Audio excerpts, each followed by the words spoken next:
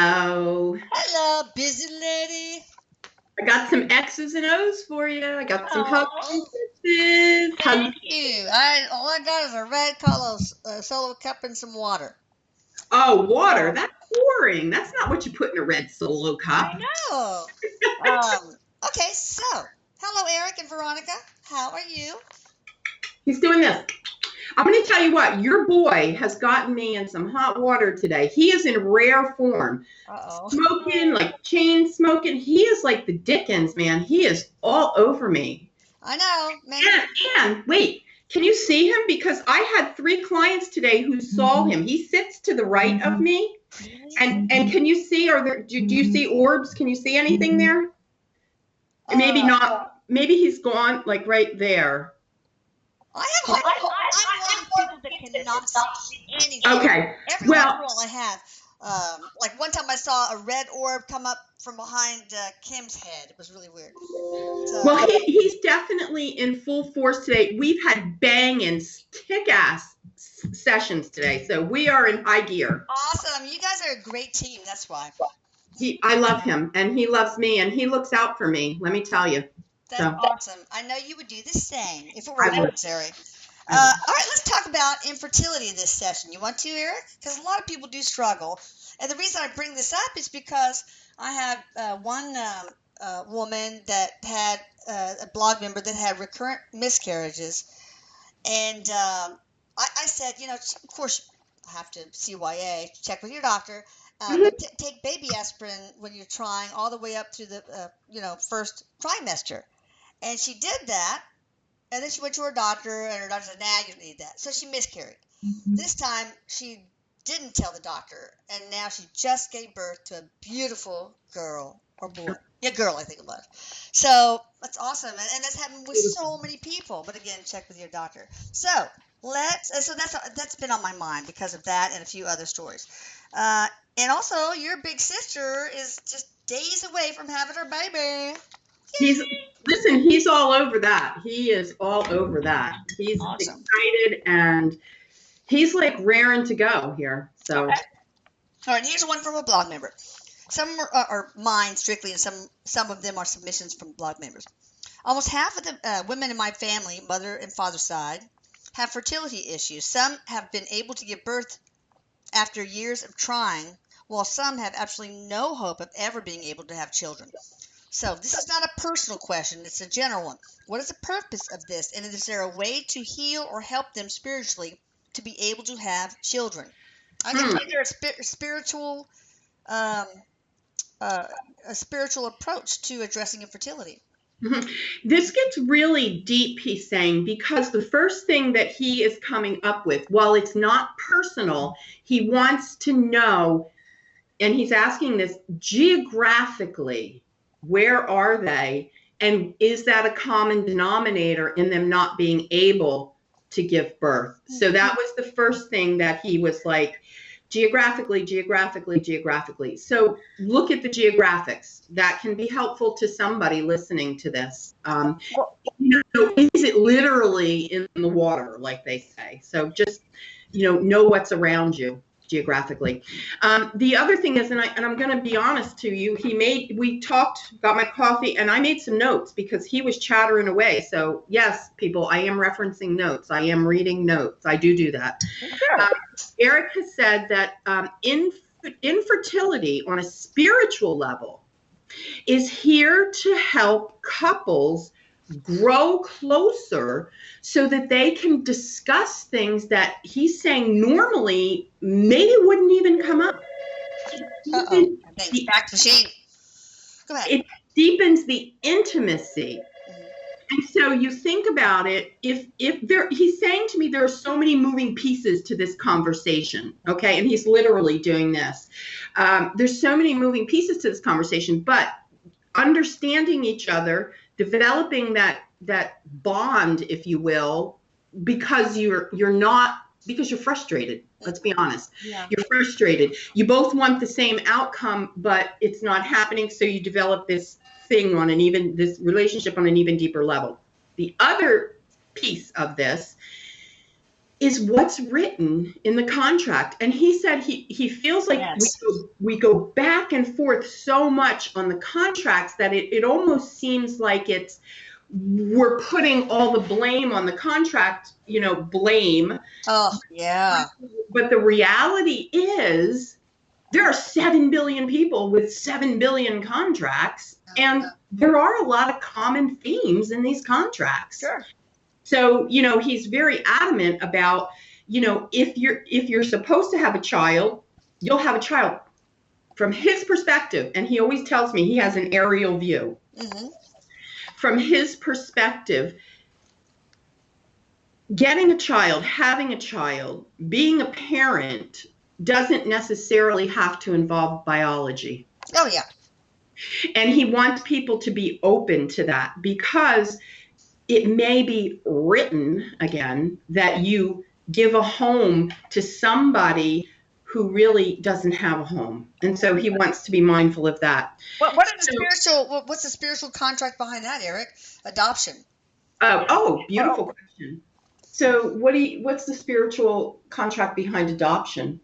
Oh, very simple. Give and receive. Okay. Give and receive. It's a reciprocity of the souls. Yeah. At some point it was you took, now you give. Okay. Boy, that gives me chills. I love when he's so friggin' simple that I can know. Simply. Thank you. I like when he dumbs it down. Yes. Infertility. I can't even read my notes because he was talking so fast. Infertility is another opportunity to wake humanity up. He's calling him the big kahuna, the forever man, the universe. We're giving so many opportunities on this earth to wake up. And if you think about it, infertility gives us the opportunity to wake up, because we have it in our head that we're supposed to procreate. We're here to replenish the earth, right? Right. And so when we don't procreate, when we don't give birth, I'm saying it that way, he says that it gives us an opportunity to spread the message of love a little bit further. And it's really about an opportunity for humanity to be shifted, to shift perception. And he's looping it back around to adoption. Okay. What did he say that when you said give birth, you said, what did he really say? Plop out a kid or two or something like that? Yeah. Well, he was being flippant. He's like just popping them out. Oh, yeah. Okay. Right. Of course. I figured. Just popping them out, and I've had to censor him all day today. And it's funny because all the people that I've had said, don't censor him. Oh, yeah, don't. Oh, yeah. We want roll Erik. Yeah, we want all of Erik. It's hard for you, I'm sure, though. Oh, my God. You must have to grimace. But, I do. And he laughs because I have this little Band-Aid on my face today, and he was making fun of me because I had I call it face cancer cut out here. And he's saying, you better tell him what that thing is on your face. I'm like, so ta-da, there it is. All right. Oh, I just thought it was a little shiny spot. I didn't even see what okay. Yeah, whatever. I swear he's telling me. He directs my life, Elisa. Oh, gosh. So go ahead. What's next? All right. So what general measures should females take to help with their fertility? I mean, maybe it's not maybe it is a contract, maybe it isn't, but they really want to love a child of their own. What do they do? Hey, so the contract, he's saying, the contract could be, you think you're going to get pregnant the first time we have sex. Not his word. First time we have sex. But guess what? The contract is you're going to wait a year and a half, and you're going to grow spiritually, and then you're going to have that kid.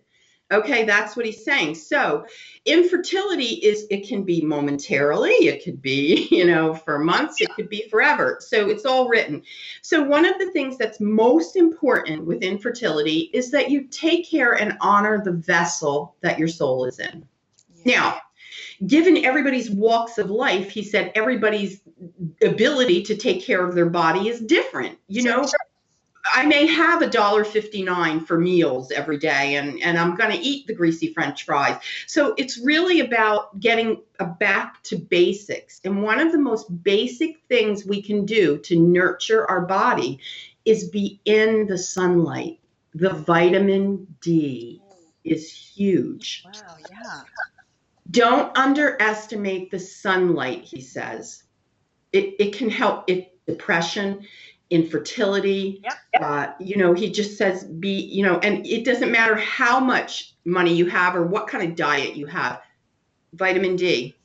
The other thing is he's adamant about B12 being something that can really push us and like kind of light our fires. Okay. Light our fires, get us going. And the other thing, this was interesting to me because I didn't personally know this, and he kept talking, he kept showing me little needles. And then I'm a slow learner sometimes, and so I went, needle, and he's saying Chinese medicine, acupuncture. Really? That's right. So like I wasn't getting it. And so he said, what happens when you hit the meridians, you're working with the endocrine system, which is getting everything in the body flowing. He would say for couples, he wants to get the message out for couples who've been trying to conceive, don't discount acupuncture. Okay. Research your acupuncturist, though. Make sure they have a reputation and they've been around and clinically they're all right.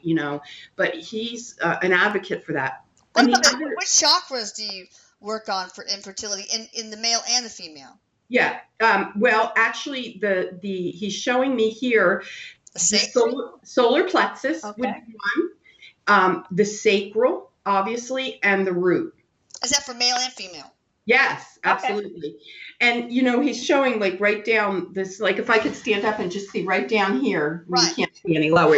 I would be indecent if I took you down lower. Yeah. But Erik would love that. Erik would be all over that one. Weirdo. So just right down the center there. And the other thing, it increases the blood flow, which also can help with maybe depression that gets in there. You get in a funk because you can't conceive. So it just has a multitude of good things for it. The other thing he's all about, and it's funny because I think right now he's got his leg behind his head or some shit, like he's like doing yoga. Okay. Yoga. Don't break it off, Erik. Yeah, and as he's puffing away, and he says that yoga is also we know the spiritual component to it, but it's also good for blood flow, flexibility, and then he makes some sort of wise ass joke about being flexible in bed. Ew. Okay. So, Mom doesn't want to hear that. I don't actually care. I'm telling you. I'm a doctor, so I don't care. We used to talk about. He used to ask me all sorts of things about sex, and I had no problem with it. Well, Erik. Okay, so let me just make sure. Oh, the other thing that he said, he told me I'm a secretary. Omega-3s. Okay. Oh, yeah. Omega-3s. Good. Oh, and one last thing. Ginger. Really? Ginger, because I didn't know this either. Ginger heats up inside the body. Oh, and it does its thing, and it heats up the blood and it flows, and it's so ginger. Cool. There you go. What about things that we should avoid? Caffeine, alcohol, cigarettes. I'm talking about not when you're pregnant, but to prevent infertility problems. He said, listen, the number one thing that Americans, people, society, humanity is riddled with is stress. That's the number one thing. And the reason people smoke and drink alcohol, he says, is because of stress. That's true. So he says, manage stress. And the way that you can manage stress, obviously, yoga, acupuncture. So all of the things that will produce a fertile person, produces a fertile life. So that makes sense. And meditation, I'm sure, whether it's active or passive. Absolutely. Meditation. And there's something about, he's saying rhythm. If you can get into the rhythm. And if you can't meditate, feel the rhythm, feel the vibe. Talking about music or? Yeah. Because he's saying that a lot of people, he sees a lot of people can't shut up in their heads. And so if you, right here, if you can't shut up in your head, get caught up in the rhythm. Okay. What about dancing, like doing the salsa by yourself? Would that Any, help? anything that has rhythm. Uh-oh, we got a Yay! Elise baby, capture him quick. Hi. Yep. Oh. An escapee from Toddler Town. All right. Anyway, he can't be away from his Mimi too much. Oh, God bless him. Okay. So he's in rhythm, yeah. Okay. Let's see. So any other general measures beside those to help with the fertility? Male and female? Make sure you pick the right Don't partner. wear Speedos, guys. No, I'm kidding. And don't put your laptops in your lap and in bed. Yeah. Because that's why you're not getting pregnant. You're on your computer all the time in bed. Hey, okay. Free the boys. Free the boys, he says. Free Willy. Free the boys. All right, yeah. What approach should be taken for recurrent miscarriages? One of the things that I recommend is baby aspirin once a day, but there's probably other things too. He's saying that one of the things that he's showing me is one of the most prominent reasons for miscarriage is it doesn't attach. So physiologically, I kind of know what that means. The thing attaches to the uterus, the thing. How does that protect? But he's saying that the attachment, when you lose a child because it's not attached, if they give you that as a reason, that is probably a contractual thing. Okay. Oh, okay. It wasn't meant to attach. And so you could try the next one and maybe the next one will attach. It's a timing thing, he said. Okay. The baby needs to be in your life at the right time. In place. Absolutely. Okay. Absolutely. Right. And the other thing, this is a bit of a digression, but he wants this to be out there. If you've lost a child, if you've whether through abortion or whatever, just miscarried, most times that soul will surround you and keep coming around you. And when you get pregnant again, that soul will incarnate through you. Okay. Okay. He said that's more common than people realize. Does LDN, low-dose naltrexone, apparently it's used for fertility. Does that really work or not? He said, yes, it can work. He said, but a lot of this stuff is mental buy-in. So he's using the word, you and I would probably say the word placebo effect. And he's saying mental buy-in is what he's calling it.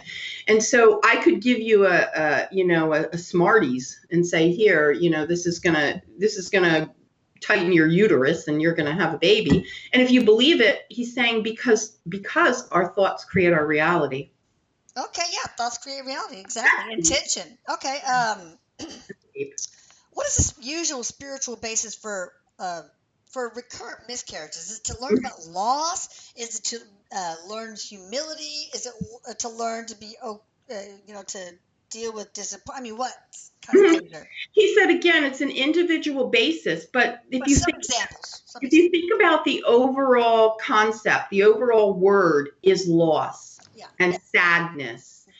And so if you're thinking in terms of spiritual growth, he's saying, learning to cope with sadness and loss without artificial intervention. What do you mean? Is important. So he's saying artificial intervention would be drugs. Drugs, alcohol. Easton! Runaway kid. What's funny? I live in Easton, Pennsylvania. Oh my God, that's so funny. So he's, Erik is saying that it is, oh God, I lost my train of thought. Okay. That's all Easton.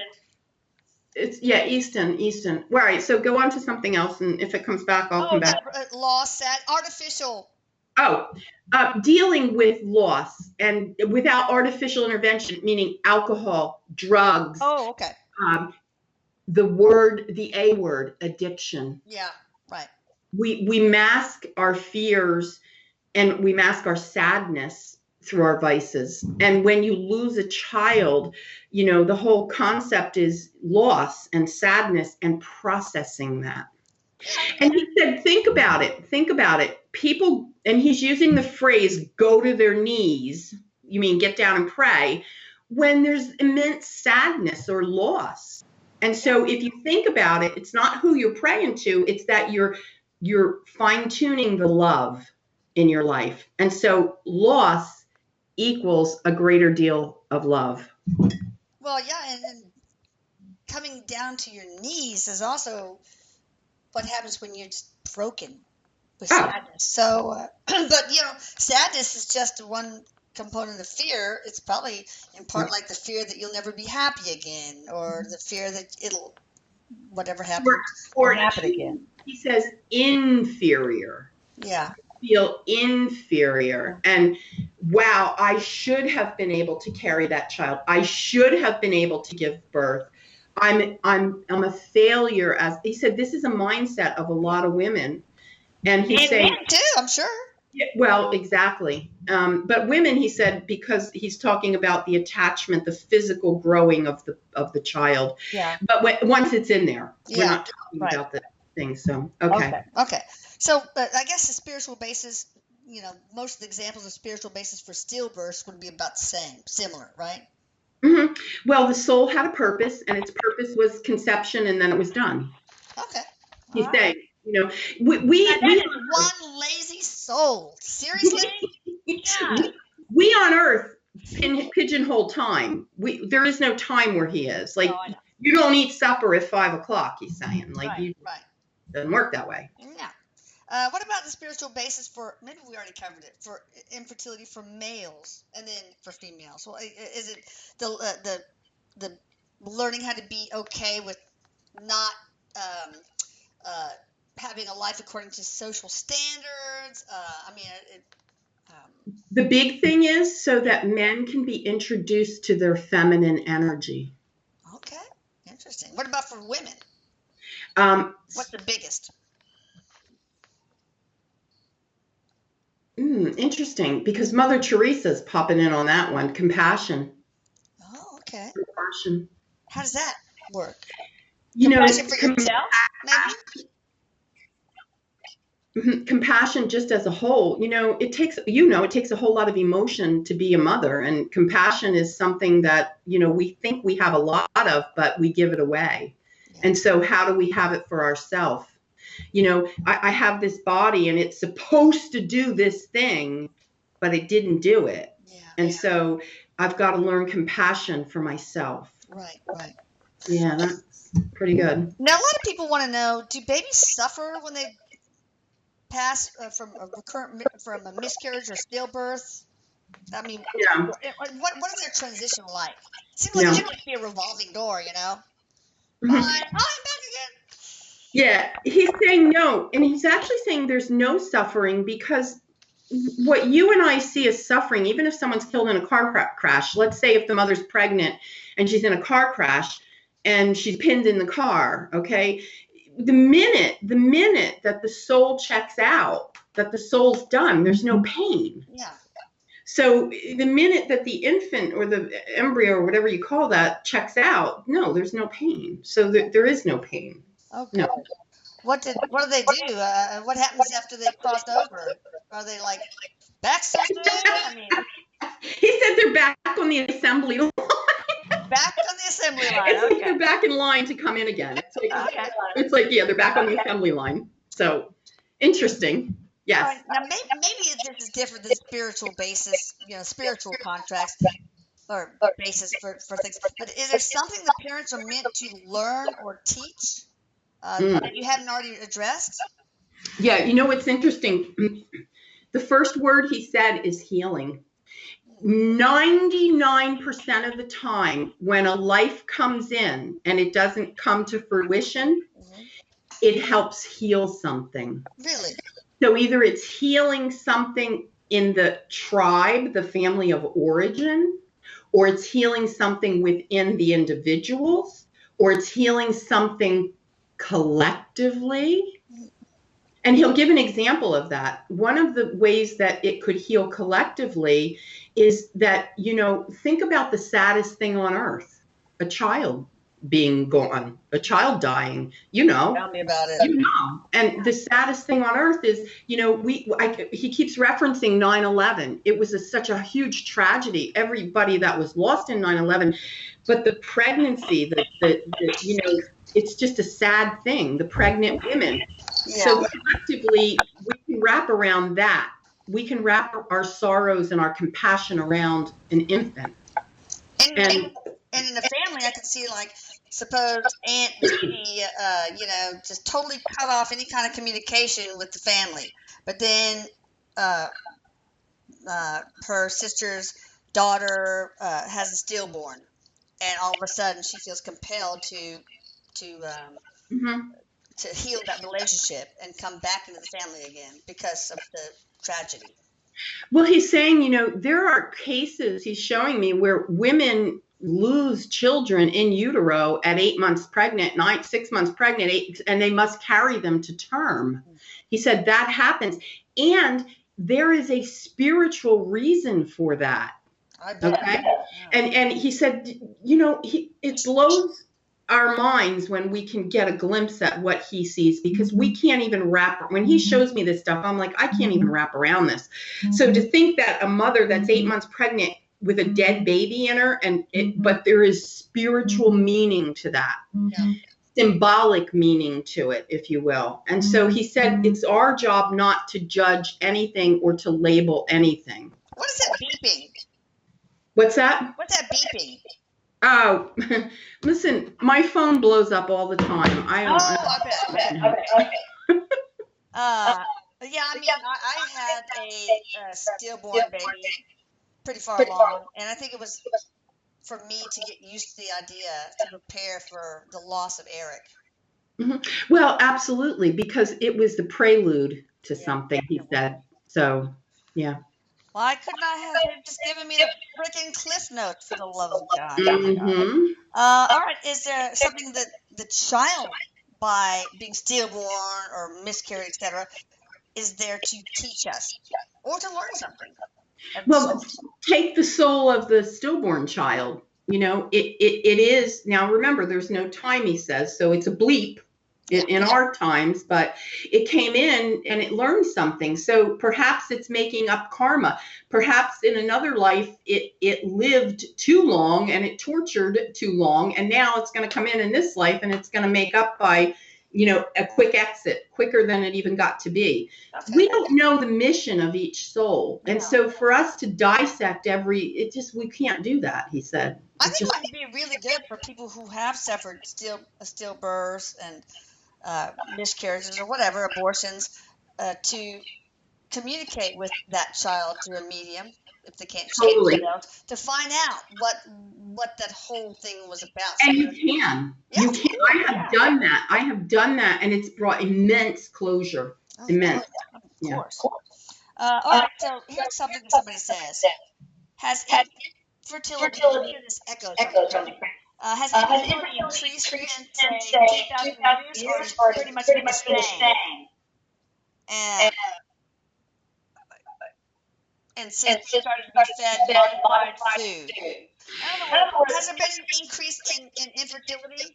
And if so, why? There's been an increase in people. That's true. So infertility is like this. It's like leveled off and it's doled out as it needs to be for whatever contractual reason. But there's been an increase in people. And, he doesn't want to get into the whole what you eat and all that, because that's a whole nother conversation, a whole nother topic. But just suffice to say, there's been an increase in people. Okay, wow. Yeah. Are there any environmental factors behind the infertility?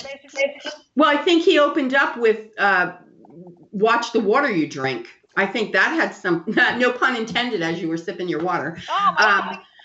He said, his opening thing was watch the water you drink. Environmental concerns. Yeah, of course there is. There's all kind of shit in the waters. There's all kind of shit in the earth. Be careful. Know what you live next to. And don't stand for living next to anything that will pollute your source of life, your earth, your water. Okay. Take a stand. Should we drink distilled water or deionized water? Or what? You know, he said, now he doesn't want to cause panic, but normal tap water for the most part is okay. I mean, it's not the best, but for the most part, it's okay. Filtered water, you can buy those water purifiers, right. Filtered water, spring water is okay. You know, what he's talking about environmentally is, you know, if you think about, he's showing me one big pool of water, and what's happening is that there's something in the earth that where it's filtered through, it isn't filtered through, that these invasions, he's calling them, are getting in. And there are certain parts of the country where they're more prevalent than not. And he's showing me the middle of our country is big on these on this polluted water. What's invading? So he's saying he'll use the word dirty water, polluted water. Okay. Mm-hmm. An invasion of bacteria, an invasion of an abundance of minerals, something that mutates. Okay. What do you mean aggressive measures like in vitro fertilization?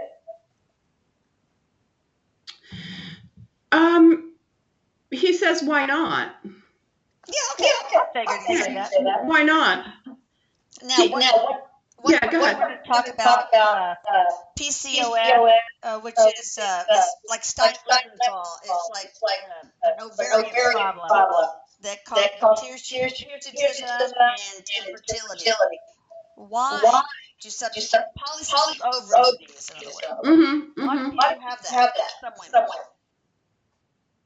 Well, he said the spiritual answer is there's a lot of malignant growth around the family of origin and your tribal beliefs. What do you mean? So, you know, what were you born into? What kind of dynamics are you experiencing with your family? Is there a sexual repression? Is there a sexual identity repression? So a lot of these malignancies or these growths, you know, are really cells. They are cells. Yeah. And when they choose to become cancerous cells, they're activated. And so you can have a cyst on an ovary and it can be there for 2 months and then it's not there. Okay. Is it putting the brakes on the pregnancy? It could be, because it could be saying, hey, not now. Yeah. And then 2 months later, we all know that the thing can shrink or go away, and then go ahead, you're going to be normal. Okay. Okay. Well, I want time for a second topic, so I will ask Erik, is there anything else you want to add to this topic of infertility? Everybody procreate. Procreate. Yeah. He said, you know what? Go out, live life to the fullest, look for the lessons in life, go deep. Go deep, love your fellow man, know what you're drinking. Don't drink the Kool-Aid. He's going on and on and on, but that's the gist of it. All right. You guys can get in touch with Veronica at veronicadrake.com, which I will put here on this video. And Erik, thank you. Veronica, thank you. I love you both. Love you, Mama.